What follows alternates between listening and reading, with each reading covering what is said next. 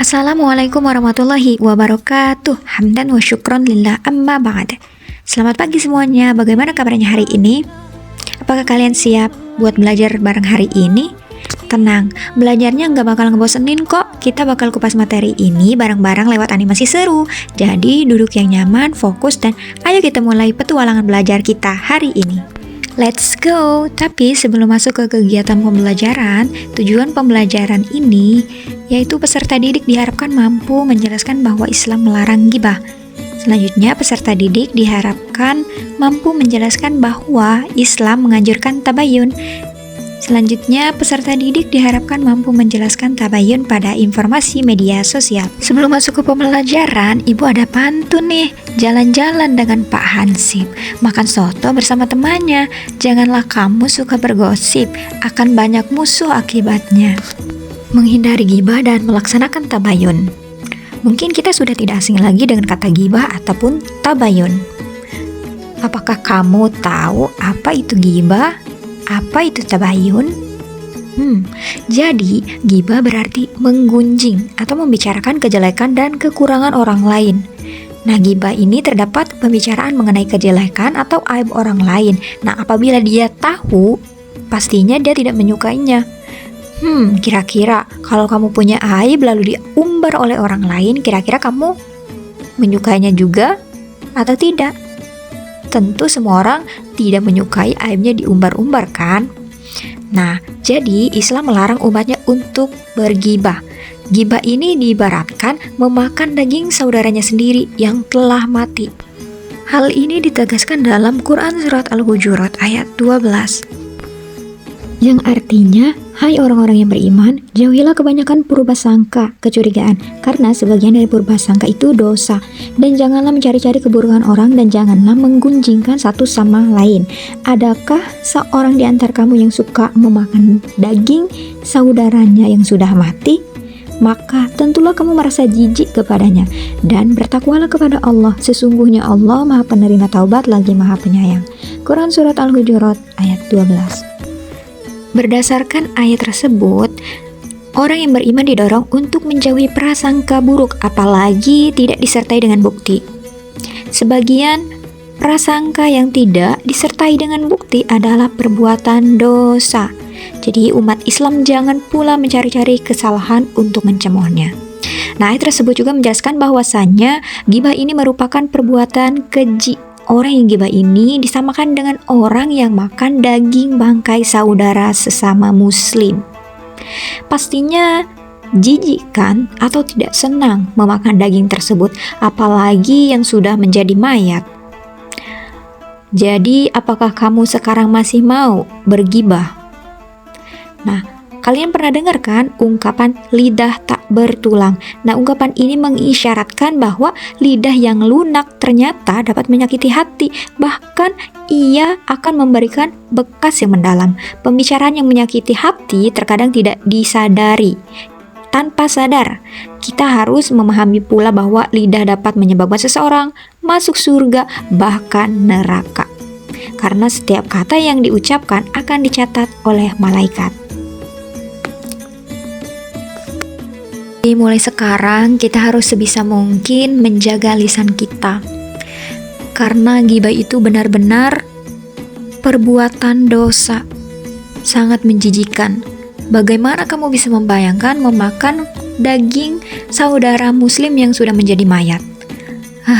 Ini benar-benar sangat menjijikan. Jadi kita harus bisa menjaga perkataan kita yang keluar dari mulut kita. Kita juga harus bisa mengontrolnya. Selanjutnya, inspirasi Islami untuk menghindari ghibah. Nah, ghibah ini dipengaruhi oleh lingkungan sekitar dan perlu diketahui bahwasanya penyebabnya itu pertama, membicarakan keburukan orang lain dengan keinginan mengangkat derajat dirinya sendiri. Oh, tidak. Membicarakan orang lain itu tidak akan mengangkat derajatmu lebih baik. Tidak. Kemudian sikap iri terhadap keberhasilan dan kesuksesan orang lain. Jadi orang lain sukses, dia iri karena tidak bisa seperti mereka. Harusnya mereka sukses, kita ikut bahagia. Keluarga, teman sukses, kita ikut bahagia. Terus menjadi motivasi bagi kita bagaimana kita juga bisa menjadi sukses, bukan malah iri dengki. Selanjutnya, balas dendam terhadap orang lain atau perilaku terhadap dirinya sendiri. Balas dendam karena dengan hal itu dia membicarakan orang lain. Oh, ini sangat tidak baik. Kemudian bercanda tanpa disadari dengan merendahkan orang lain. Nah, ini juga perlu diperhatikan. Kemudian faktor yang mengakibatkan ghibah.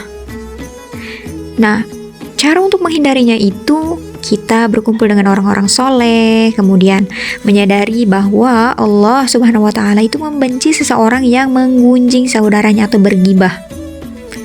Selanjutnya kita harus introspeksi diri dengan melihat aib diri sendiri dan selalu berusaha memperbaikinya. Setiap orang itu memiliki aib. Nah, orang lain atau diri kita sendiri nih punya aib. Tidak mau kan diumbar-umbar? Tentu saja mereka juga tidak mau. Jadi kita juga harus menjaganya. Kemudian menjaga lisan nih, terutama lisan nih. Ghibah disebabkan karena lidah dan mulutnya tidak dijaga dengan baik. Ini harus benar-benar dijaga lisan kita, harus dikontrol. Kemudian kita juga harus berpikir positif. Pikiran berburuk sangka hendaknya diubah menjadi pikiran yang baik kepada Allah, dan juga berdoa supaya terhindar dari buruk. Ghibah harus disadari sebagai adalah perbuatan yang dilarang oleh Allah Subhanahu wa Ta'ala. Selanjutnya, Islam menganjurkan tabayun. Ada yang tahu nggak apa sih itu tabayun? Nah, jadi tabayun ini menurut bahasa berarti mencari kejelasan tentang sesuatu sehingga jelas dan benar adanya. Tetapi menurut istilah, tabayun adalah proses yang dilakukan untuk meneliti dan menyeleksi berita dengan sikap tidak tergesa-gesa dalam memutuskan sehingga permasalahannya menjadi jelas dan benar. Nah, jadi sikap tabayun ini sangat penting di era modern ini, apalagi teknologi semakin berkembang pesat sehingga informasi yang kita terima itu harus benar-benar dikritisi. Sebagaimana Quran Surat Al-Hujurat ayat 6 yang artinya, wahai orang-orang yang beriman, jika seseorang yang fasik datang kepadamu membawa suatu berita, maka telitilah kebenarannya agar kamu tidak mencelakakan suatu kaum karena kebodohan atau kecerobohan yang akhirnya kamu menyesali perbuatanmu. Quran Surat Al-Hujurat ayat 6. Nah, jadi agama ini memberikan perintah agar manusia dapat meneliti berita yang dibawa oleh orang-orang yang fasik. Kemudian selanjutnya tabayun pada informasi media sosial. Nah, setelah memahami tentang tabayun tadi, bagaimana sih cara agar informasi yang kita terima itu bisa jelas? Kalau kamu bagaimana? Nah, ada beberapa teknik. Yang pertama, sumber informasi dipastikan dengan benar. Hal ini dapat dilakukan dengan melihat sumber berita yang dirujuk. Kemudian, pastikan isi informasinya ini berisi kebenaran, jangan yang hoaks. Tahu-taunya ternyata beritanya hoaks. Selanjutnya, pastikan tempat dan waktu informasi yang diperoleh adalah benar. Ini ada berita tiba-tiba langsung percaya aja, nggak tahu waktu dan tempatnya di mana. Nah, jadi harus benar-benar memiliki sikap tabayun. Nah, penggunaan media sosial juga memiliki dampak negatif seperti kebebasan informasi. Nah, dalam media sosial dapat menimbulkan dampak negatif, contohnya internet dapat ditemukan oleh informasi yang seharusnya belum layak dikonsumsi. Kemudian, sikap sosial yang melemah, perhatian, aktivitas dan waktu sebagian orang seolah disita oleh penggunaan ragam media sosial. Ya, seperti itu contoh, kita bersama teman kita saja zaman sekarang kebanyakan tidak banyak ngobrol, tapi lebih sibuk masing-masing di HP. Kemudian selanjutnya, kelalaian dalam kewajiban agama akibat media sosial. TikTokan berjam-jam, bermain game, berjam-jam lupa sholat atau kewajiban agama. Nah, ini perlu dikontrol. Selesai sudah materi tentang ghibah dan juga tabayun. Baik teman-teman, kita sudah membahas bersama materi hari ini. Sekarang saatnya kita ujian pemahaman kalian lewat beberapa soal kuis singkat di bawah ini. Nah, gunakan pengetahuan yang baru saja kalian pelajari untuk menjawabnya ya. Semangat! Silahkan dikerjakan dengan sungguh-sungguh. Kuis ini bukan untuk menilai, tapi untuk membantu kalian melihat sejauh mana kalian sudah memahami materi kita hari ini. Jangan takut salah, karena dari kesalahan pun kita bisa belajar.